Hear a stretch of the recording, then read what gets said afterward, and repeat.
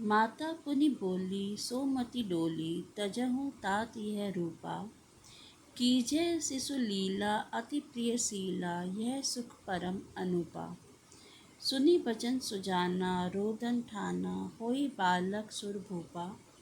यह चरित जे गावही हरिपद पावही, तेना परहि भवकूपा। माता की बुद्धि बदल गई। तब वह फिर बोली, हे तात, यह रूप छोड़कर अत्यंत प्रिय बाल लीला करो मेरे लिए, यह सुख परम अनुपम होगा। माता का यह वचन सुनकर देवताओं के स्वामी सुजान भगवान ने बालक रूप होकर रोना शुरू कर दिया। तुलसीदास जी कहते हैं, जो इस चरित्र का गान करते हैं वे श्री हरि का पद पाते हैं और फिर संसार रूपी कूप में नहीं गिरते हैं। जय श्री राम। विप्रधेनु सुर संत हित लीन, मनुज अवतार। निज इच्छा निर्मित तनु, माया गुण गोपार।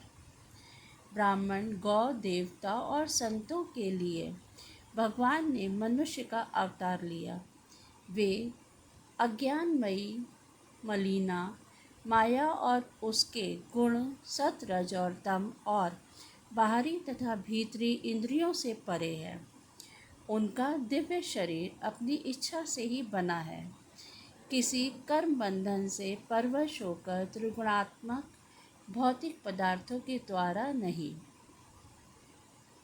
सुनी शिशु रुदन परम प्रिय बानी, संभ्रम चली आई सब रानी। हर्षित जह तह धाई दासी, आनंद मगन सकल पुरवासी। बच्चे के रोने की बहुत ही प्यारी ध्वनि सुनकर सब रानियां उतावली होकर दौड़ी चली आईं।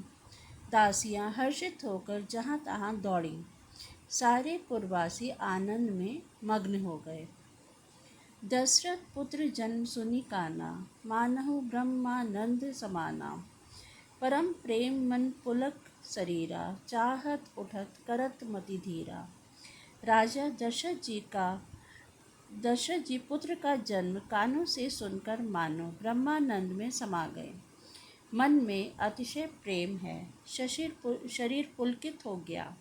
आनंद में अधीर हुए बुद्धि को धीरज देकर और प्रेम में शिथिल हुए शरीर को संभाल कर वे उठना चाहते हैं। जाकर नाम सुनत शुभ होई, मोरे गृह आव प्रभु सोई। परमानंद पुनि मन राजा, कहा बोलाई बजावहु बाजा। जिनका नाम सुनते ही कल्याण होता है, वही प्रभु मेरे घर आए हैं, यह सोचकर राजा का मन परम आनंद से पूर्ण हो गया। उन्होंने बाजे वालों को बुलाकर कहा कि बाजा बजाओ। वशिष्ठ कह गयौ हकारा, गुरु वशिष्ठ कह गयौ हकारा। आए द्विजन सहित नप द्वारा, अनुपम बालक देखहि जाई। रूप राशि गुण कहीं न सिराई। गुरु वशिष्ठ जी के पास बुलावा गया। वे ब्राह्मणों को साथ लिए राजद्वार पर आए। उन्होंने जाकर अनुपम बालक को देखा, जो रूप की राशि है और जिसके गुण कहने से समाप्त नहीं होते। नंदी मुख सराद, करी जात करम सब कीन।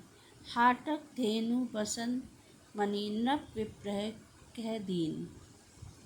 फिर राजा ने नंदी मुख श्राद्ध करके सब जात कर्म संस्कार आदि किए और ब्राह्मणों को सोना, गौ, वस्त्र और मणियों का दान दिया।